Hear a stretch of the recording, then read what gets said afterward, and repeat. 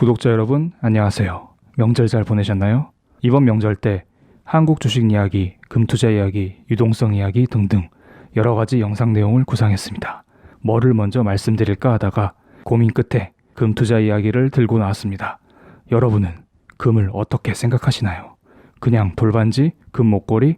일반 사람들은 금을 단순히 장신구로 여깁니다. 그리고 투자 좀 한다는 대부분 사람들은 그냥 금은 안전자산이라고 생각합니다. 여러분도 그렇게 생각하시나요? 저는 그렇게 생각하지 않습니다.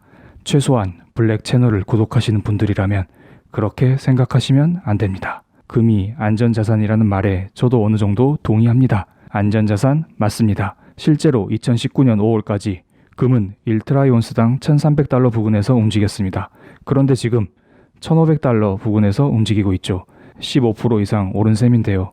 6, 7, 8, 9월 4개월 동안 무슨 일이 있었을까요? 안전자산이 오른 걸 보니 경제 위기라도 온 것일까요? 지금까지 저의 구독자 여러분들께 해외 이슈에 대해서는 이미 여러 차례 공유드렸기 때문에 이번 영상에는 가볍게 언급만 드리겠습니다. 2019년 6월부터 트럼프 대통령은 대중관세 부과 발언을 남발하였고, 이에 질세라 8월부터 중국도 대미 관세 부과 발언을 남발하면서 미중 무역 전쟁이 절정으로 치달았습니다. 그러면서 8월에는 미국의 장단기 금리차 역전이 여러 차례 발생하면서 경기 침체를 나타내는 아래 공포가 우리의 눈을 어둡게 만들었습니다. 코스피 지수도 2000포인트가 무너지면서 나라 망한다고 난리가 났었죠. 이런저런 악재와 함께 금 가격이 1560달러까지 올라온 것도 사실입니다. 그런데 갑자기 9월 5일부터 이런 악재를 모두 덮을 수 있는 호재 뉴스가 나오기 시작했습니다. 여러 가지 호재가 많지만 가장 큰 것은 10월 초 워싱턴에서 미중 고위급 회담을 진행하기로 했다는 것입니다. 미중 무역 합의가 이루어질 수 있다는 기대감으로 인하여 세계 경제는 죽다가 살아났습니다. 그러면서 안전자산으로 여겨지던 금 역시 1560달러까지 올라가다가 9월 10일 1500달러 아래로 빠졌습니다. 불과 며칠 전에 일어난 일입니다. 그런데 여기에서 금 하락을 유발시키는 이벤트가 몇 개 더 발생했습니다. 9월 11일 트럼프 대통령은 10월 1일로 예정되어 있던 대중 관세율 인상 조치를 2주 후인 10월 15일로 연기하였고, 중국은 미국산 농산물을 더 사들이기로 약속했습니다.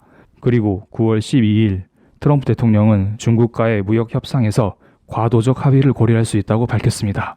포괄적 합의를 추구하되 단계적으로 이견을 좁혀나가자는 의미인데요. 장기전을 각오하고 버티는 시진핑 주석을 상대로 트럼프 대통령이 실제로 한 발 물러난 것으로 풀이됩니다. 이거 8월까지 서로 죽자 살자 싸우던 사이 맞습니까? 미중 경제 지표가 안 좋게 나오니 일단 살고 보자는 시기네요. 중국은 돈줄이 거의 바닥난 상태고 트럼프 대통령은 내년 재선을 준비해야 하거든요. 여기에서 저는 몇 가지 의문을 던져보겠습니다. 첫 번째, 9월 11일, 12일 미중 무역 합의에 좀 더 가까워지는 뉴스가 나오면서 글로벌 증시는 상승하였고 채권 가격은 하락하였습니다. 즉, 사람들은 위험 자산인 주식을 매수하고 안전 자산인 채권을 매도했다는 의미죠. 그런데 1500달러 아래로 하락했던 금값은 오히려 상승했습니다. 이상하죠? 금이 주식처럼 위험 자산으로 둔갑했을까요? 저의 의문은 이것뿐만이 아닙니다. 조금 과거로 돌아가 보겠습니다. 두 번째 의문입니다. 한때 1300달러 아래였던 금 가격이 19년 6월부터 상승하기 시작했죠. 미중 무역 전쟁이 19년 6월부터 시작했을까요? 왜 하필 안전자산으로 여겨지던 금이 19년 6월부터 오르기 시작했을까요? 제가 알기로 미중 무역 전쟁은 2018년 중반부터 본격적으로 시작됐는데요. 아니면 19년 6월부터 미중 무역 전쟁이 너무 심해져서 갑자기 금이 오른 것일까요? 몇 년간 금 가격이 참고 있다가 갑자기 트럼프 대통령이 중국을 심하게 공격하니 이에 금이 반응하여 급등한 것일까요? 의문은 여기에서 끝이 아닙니다. 이제 세 번째 의문입니다.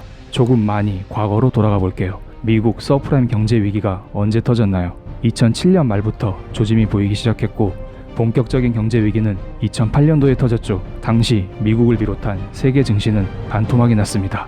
그런데 안전자산인 금 가격 역시 30% 정도 하락했습니다. 이것도 이상하죠. 안전자산이라면서요. 대표적인 안전자산인 미국의 10년 만기 채권 금리는 2008년도에 큰 하락을 보여줬습니다. 즉 채권 가격이 올랐다는 의미죠. 당시에는 미국발 경제 위기로 안전자산의 가격이 오르는 시기였습니다. 그런데 금 가격이 30% 하락했다는 것은 금은 더 이상 안전자산이 아니라는 의미일까요? 마지막 의문입니다.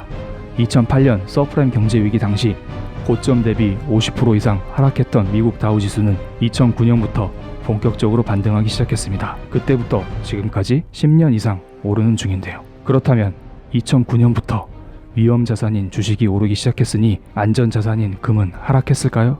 잘 보세요. 금은 2008년도에 잠시 하락하더니 2011년까지 쭉 올랐습니다. 2008년 저점 대비 2배 이상 오르는 기염을 토했습니다. 즉 2009년부터 2011년까지는 안전자산인 금과 위험자산인 주식이 함께 오르는 시기였습니다. 알아보면 알아볼수록 미궁에 빠지고 있습니다. 금의 정체는 도대체 무엇일까요? 이걸 알아야 여러분이 투자하는데 도움이 될 것 같습니다. 혹시 이 4가지 의문에 대한 답을 모두 알고 계신다면 그냥 지금 이 영상을 끄셔도 좋습니다. 저의 구독자님들이라면 이미 답을 알고 있을지도 모르겠네요. 하지만 조금이라도 금에 관심이 있으신 분들은 채널 고정해주세요. 조금이라도 도움이 될 거라 봅니다.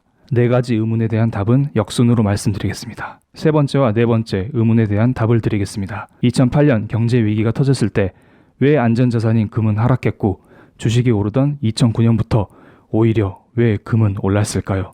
정답은 금의 양면성 때문입니다. 금은 안전자산의 특징도 있지만 원자재로 분류되기 때문에 위험자산의 특징도 가지고 있습니다. 저의 금 관련 첫 번째 영상에서도 한 차례 언급드렸던 적이 있었죠. 실제로 금은 석유, 구리, 니켈과 함께 원자재로 분류되어 있습니다. 그래서 경제 위기가 닥치면 이런 원자재 쪽의 수요가 감소하면서 사람들이 원자재를 매도하고 모두 현금 또는 채권을 보유하려고 합니다. 당연히 경제 위기 상황에서는 반쪽짜리 안전자산인 금의 매력이 감소하는 것입니다. 그렇다면 2009년부터 왜 금은 올랐을까요? 제가 이미 다 설명드렸습니다. 금은 위험자산이기도 하고 안전자산이기도 합니다.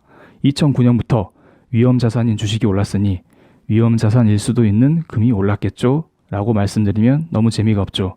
이건 귀에 걸면 귀걸이고 코에 걸면 코걸이입니다. 이렇게 말해버리면 사람들은 지금 저한테 이런 이야기를 하겠죠. 지금 주식이 오르는데 금이 어떻게 될 것 같냐? 금은 위험자산이니 오른다고? 아니면 금은 안전자산이니 반대로 떨어진다고? 금의 진정한 특징을 빠뜨렸습니다. 금은 달러의 반대편에 서 있습니다. 즉, 달러의 가치가 오르면 금의 가치는 떨어지고 달러의 가치가 떨어지면 금의 가치는 오릅니다. 이게 바로 금의 세 번째 특징입니다. 2007년 7월부터 현재까지 미국 10년 만기 채권금리, 다우존스 차트, 달러 인덱스 차트와 금 가격을 겹쳐보겠습니다. 이것을 통해 금의 세 번째 특징을 유추해 보겠습니다. 그리고 이 세 번째 특징이야말로 금의 가장 강력한 특징이라고 할 수 있습니다. 먼저 미국의 10년 만기 채권금리와 금을 비교해 보겠습니다. 아시겠지만 채권금리와 채권 가격은 반대입니다. 즉, 채권금리가 오르면 채권 가격은 떨어지는 것으로 보시면 됩니다. 금이 안전자산이라면 안전자산이라고 알려진 미국의 10년 만기 채권금리와 반대로 움직이는 게 맞겠죠. 어디 보자. 2008년 경제 위기 이후 거의 반대로 움직이는 게 확인되었습니다. 금의 안전자산의 측면을 잘 보여주고 있습니다. 그런데 증시가 오르던 13년도부터 16년도까지 같은 방향으로 움직이다가도 오히려 최근 들어 다시 반대로 움직이는 게 확인되었습니다. 즉, 금이라는 것은 안전자산의 측면이 있기 때문에 채권 가격과 움직임을 같이 하지만 100% 흐름이 일치하지는 않는다는 것입니다. 그 다음 주가 차트와 비교해 보겠습니다. 미국 다우지수와 금을 비교해 볼게요. 금이 안전자산이라면 다우지수와 반대로 움직이는 게 맞고 금이 위험자산이라면 다우지수와 같이 움직여야겠죠. 그런데 이 둘 사이에는 어느 상관관계도 찾을 수 없었습니다. 금도 다우지수 따라 어느 정도 상승 추세를 그리는 게 맞지만 2013년도부터 2016년도까지 반대로 움직였습니다. 채권 가격도 그렇고 다우지수도 그렇고 13, 14, 15, 16년도가 문제입니다. 이 기간 때문에 금을 안전자산이라고 하기에는 애매하고 위험자산이라고 하기에도 애매하죠. 과연 2013년도부터 2016년도까지 무슨 일이 있었을까요? 답은 미국의 기준금리에 있습니다. 금은 미국의 기준금리에 따라 움직입니다. 앞으로 기준금리가 오를 것 같으면 미국 돈인 달러의 가치가 오를 것을 예상하여 달러의 반대편에 서 있는 금의 가치는 떨어집니다. 반대로 앞으로 미국의 기준금리가 내릴 것 같으면 미국 돈인 달러의 가치가 내릴 것을 예상하여 달러의 반대편에 서 있는 금의 가치는 올라갑니다. 2007년부터 2014년도까지 미국은 기준금리를 5.25%에서 0%까지 내리고 양적 완화를 실시했습니다. 양적 완화란 중앙은행에서 미국 국채를 매입하고 그에 상응하는 금액을 시중에 공급하는 정책입니다. 그냥 시장에 달러를 찍어내면서 돈을 뿌리는 것이죠. 이는 달러 가치 하락을 불러왔고 금의 상승을 유발하였습니다. 금 차트를 다시 보겠습니다. 2007년부터 2014년도까지 경제 위기가 발생했던 2008년도의 하락은 그렇다 치더라도 금이 2012년도까지 오르고 13년도부터 계속 하락하네요. 왜냐하면 미국이 양적 완화를 2008년부터 2014년도까지 실시했지만 2013년도부터 이미 양적 완화를 축소해야 한다는 움직임이 있었습니다. 그래서 앞으로 시중에 돈이 덜 풀릴 것이기 때문에 금 입장에서 이를 선반영하면서 금 가격이 미리 하락한 것입니다. 다음은 13년도 10월에 뜬 기사입니다. 양적 완화 축소에 대한 움직임이 시작된 것을 확인할 수 있죠. 종합적으로 정리드리겠습니다. 금은 위험자산과 안전자산의 요소도 가지고 있지만 앞으로 시장에서 기준금리를 내리거나 양적 완화를 실시할 것 같으면 이에 대한 기대감으로 인하여 금 가격은 오르게 됩니다. 그렇다면 저의 첫 번째와 두 번째 의문에 대한 답은 어느 정도 해결되겠죠. 이에 대한 답변은 댓글로 남겨주세요.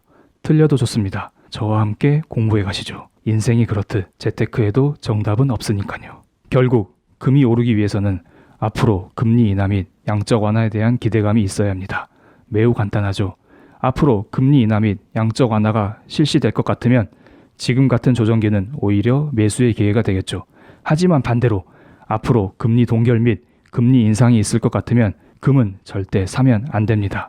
금에 대한 저의 개인적인 의견은 지난 영상에서 여러 차례 공유드렸습니다. 저는 좋게 보는 편입니다. 하지만 신규 구독자분들을 위해서 다음 영상에서 금 투자 이야기를 자세히 말씀드리겠습니다.